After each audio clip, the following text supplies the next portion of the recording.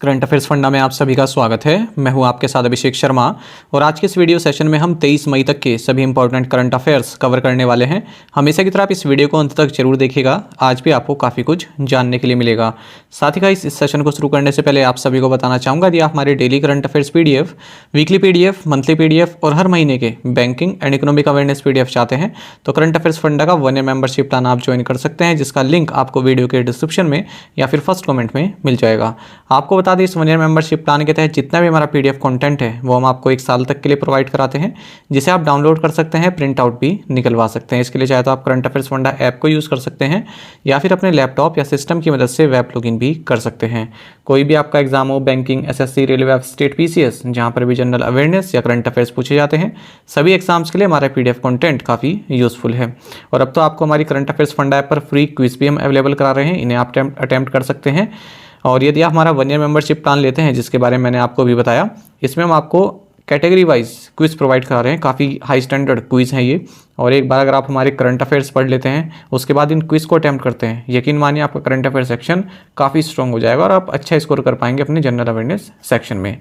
और आपको ये बता दें कि अभी समर सेल चालू है, 10% ऑफ आपको हमारे इस कोर्स पर मिल जाएगा। आपको करना क्या है, जो डिस्क्रिप्शन है इस वीडियो का या फिर फर्स्ट कमेंट, उसमें एक लिंक दिया गया है, हमारी ऐप को इंस्टॉल करना है, वहाँ पर आपको हमारे जनरल अवेयरनेस का कोर्स मिल जाएगा, उस पर क्लिक करना है और ये कूपन कोड लगाना है SUMMER समर। तो लिमिटेड टाइम के लिए है, अभी अवेल कर सकते हैं। बाकी आप गूगल प्ले स्टोर पर रिव्यू देख सकते हैं जिन्होंने हमारा कोर्स बाय किया है। चलिए फिर करते हैं शुरुआत इस वीडियो सेशन की। हमेशा की तरह सबसे पहले आज का क्वेश्चन देखेंगे, इसका आंसर आपको अभी कमेंट बॉक्स में करना है। What is the capital of Kazakhstan? Kazakhstan की राजधानी क्या है? यहाँ गलती से किर्गिस्तान लिखा है। कजाकिस्तान की राजधानी क्या है आपको बताना है। तो ऑप्शंस देखते हैं, अल्मैटी, बिश्केक, ताशकंद या फिर नूर सुल्तान। तो जल्दी से आप आंसर कर दीजिए, फिर हम आगे बढ़ते हैं। याद रखिएगा कजाकिस्तान की बतानी है आपको, यहाँ पर कैपिटल क्या है।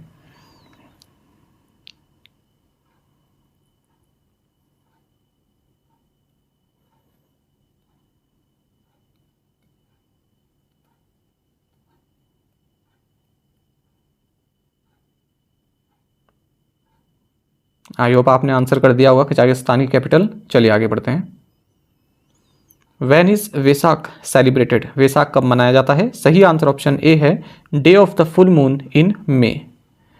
आपको जानना चाहिए कि जो वेसाक है ये फुल मून के दिन मनाया जाता है, मई के महीने में, और बुद्धिस्ट के लिए पूरे वर्ल्ड में सबसे पवित्र दिन ये होता है। तो 22 मई को तो ये Cambodia, Malaysia, Myanmar, Singapore, Thailand में ऑब्जर्व किया गया, वहीं 23 मई को इंडोनेशिया, श्रीलंका में मनाया जा रहा है।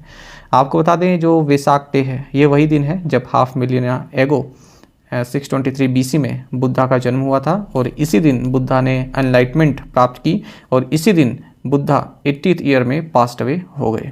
ठीक है, तो 3 महत्वपूर्ण जो पड़ाव हैं बुद्धा की लाइफ के, वो इसी दिन से संबंधित हैं। When is the international day to end obstetric fistula observed? अंतर्राष्ट्रीय प्रसूति नाल व्रण समाप्ति हेतु दिवस कब मनाया जाता है? सही आंसर ऑप्शन बी है, 23 मई। आपको जानना चाहिए कि international day to end obstetric fistula ये 23 मई को मनाया जाता है। इस साल 2024 में इसका थीम रहेगा breaking the cycle preventing fistula world wide.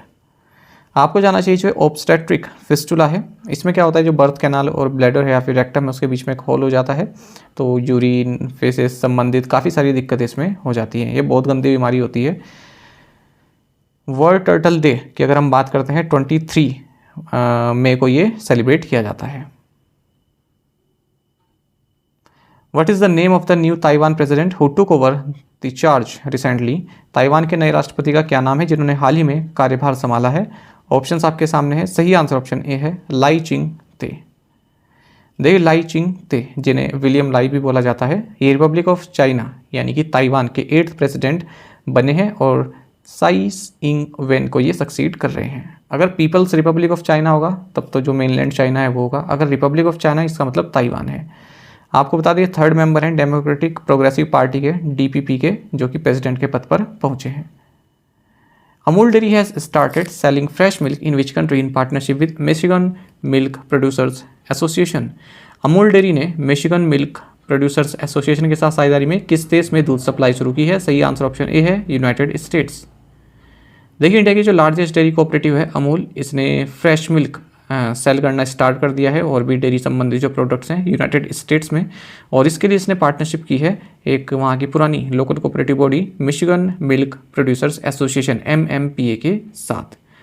आपको बता दें जो Gujarat cooperative milk marketing federation है GCMMF, ठीक है, गुजरात में है और जो भी अपने डेयरी प्रोडक्ट्स हैं उनको अमूल ब्रांड के तहत ये बेचती है। ठीक है, तो ये क्या करेगी, अब जो अमेरिका में ये फ्रेश मिल्क प्रोडक्ट्स हैं इनकी मार्केटिंग और ब्रांडिंग को हैंडल करेगी, वहीं जो MMPA है यानी कि मिशिगन मिल्क प्रोड्यूसर्स एसोसिएशन ये प्रोक्योरमेंट और प्रोसेसिंग का कार्य संभालेगी। In which country was the world's tallest competitive swimming pool opened? विश्व का सबसे ऊंचा प्रतियोगी स्विमिंग पूल किस देश में खोला गया? सही आंसर ऑप्शन बी भूटान है। आपको जानना चाहिए कि वर्ल्ड का टॉलेस्ट कम्पिटिटिव स्विमिंग पूल ये थिम्पू भूटान में इनोग्रेट किया गया है, 2400 मीटर की एलिवेशन पर है। भूटान की बात करते हैं, कैपिटल थिम्पू है, किंग है जिग्मे खेसर नामग्याल वांगचुक, करेंसीज है भूटानीज नगल्ट्रम, इंडियन रूपी भी चलती है और ऑफिशियल लैंग्वेज डोंगशा है।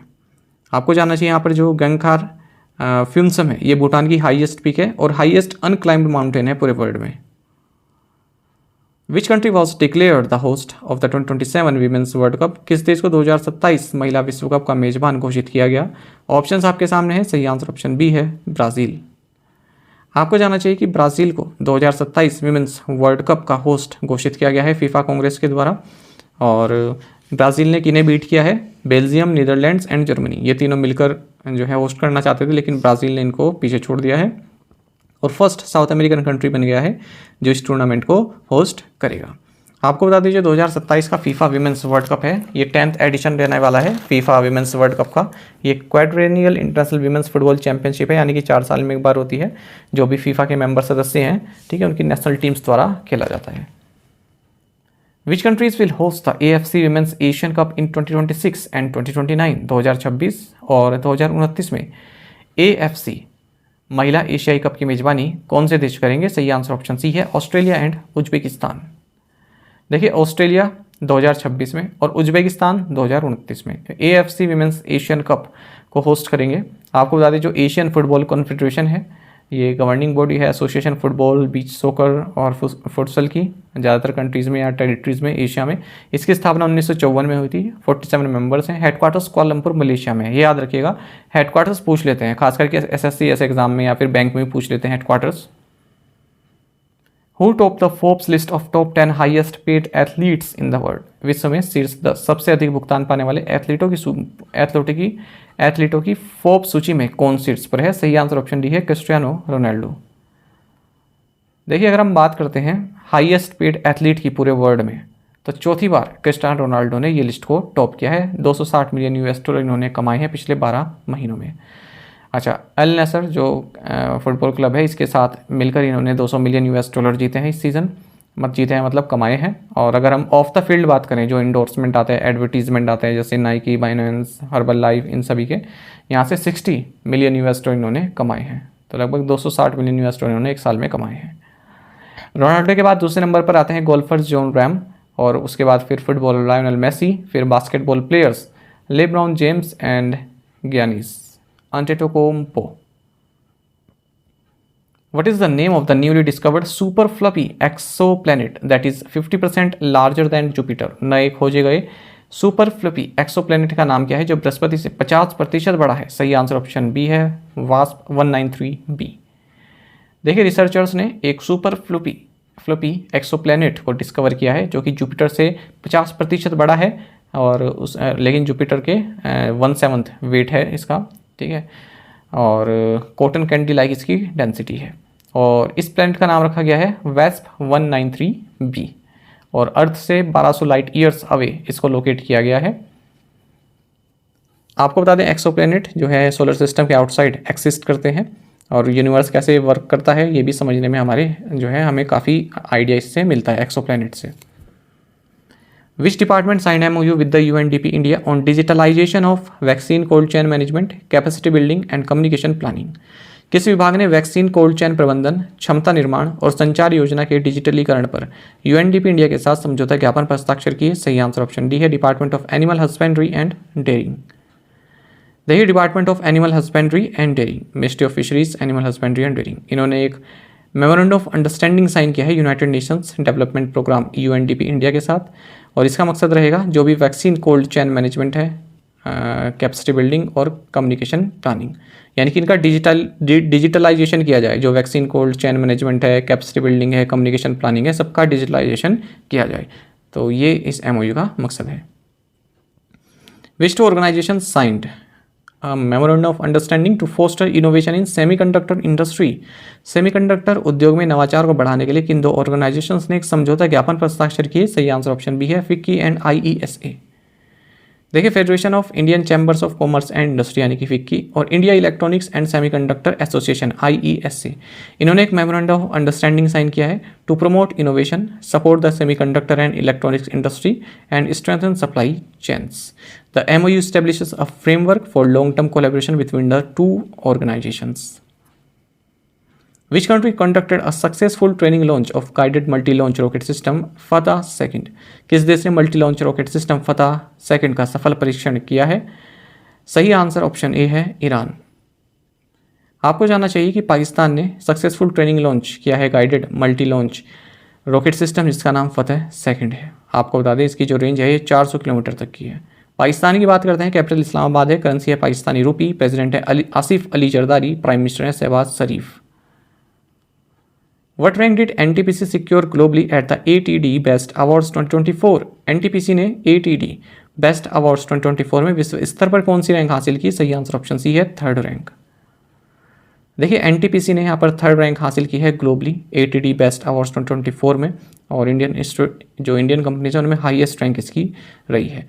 जो ATD बेस्ट अवार्ड्स हैं इनको association for talent development USA द्वारा इस्टेब्लिश किया गया है, और लर्निंग एंड डेवलपमेंट के फील्ड में जिन कंपनीज ने काफ़ी अच्छा कार्य किया है उन्हें अवार्ड दिए जाते हैं। तो NTPC ने 3rd रैंक हासिल की है। Shriram housing finance limited will be sold to which entity for ₹4,630 crore. Shriram housing finance limited को 4630 करोड़ रुपए में किस कंपनी को बेचा जाएगा? सही आंसर ऑप्शन बी है, वारबर्ग पिनकस। देखिए, जो श्रीराम फाइनेंस लिमिटेड है इसने अप्रूव कर दिया है कि इसकी जो housing finance subsidiary Shriram housing finance limited, इसे वारबर्ग पिनकस को बेचा जाएगा 4630 करोड़ रुपए में। और जो वारबर्ग पिनकस है ये इसे जो एक्वायर करेगी अपनी मैंगो क्रेस्ट इन्वेस्टमेंट जो कंपनी है, इससे जो है इसके थ्रू एक्वायर करेगी। What type of assault rifle is the Indian army receiving from Indo Russian rifle private limited? भारतीय सेना को Indo Russian rifles private limited से किस प्रकार की असॉल्ट राइफलें मिलनी शुरू हुई? ऑप्शंस आपके सामने हैं, और सही आंसर ऑप्शन ए रहेगा, AK-203। आपको जानना चाहिए कि इंडियन आर्मी को रशियन AK-203 असॉल्ट राइफल्स मिलनी शुरू हो गई हैं, और 27,000 राइफल्स यहाँ पर इंडियन आर्मी को हैंडओवर की गई हैं इंडो रशियन जॉइंट वेंचर के द्वारा, जिसे कोरबा उत्तर प्रदेश में इस्टेब्लिश किया गया था। 1 मिनट वेट कीजिएगा फ्रेंड्स।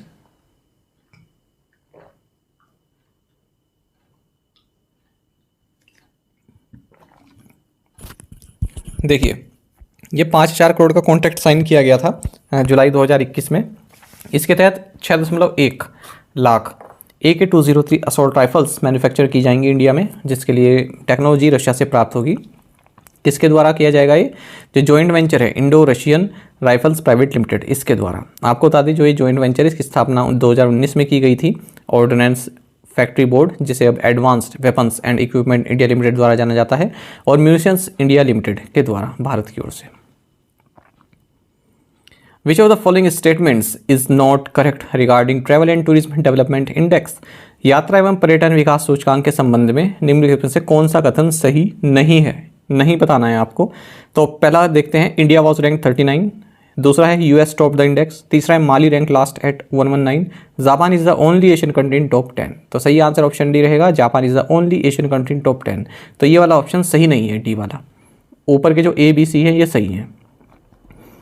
देखिए, हाल ही में जो वर्ल्ड इकोनॉमिक फोरम का travel and tourism development index 2024 है ये लॉन्च किया गया है। इसमें इंडिया की जो रैंक है वो 39 है, और इस इंडेक्स को टॉप किया है यूनाइटेड स्टेट्स ने। साउथ एशिया में और लोअर मिडिल इनकम इकोनॉमीज़ में भारत टॉप पर है। सबसे लास्ट 119वीं रैंक पर माली है।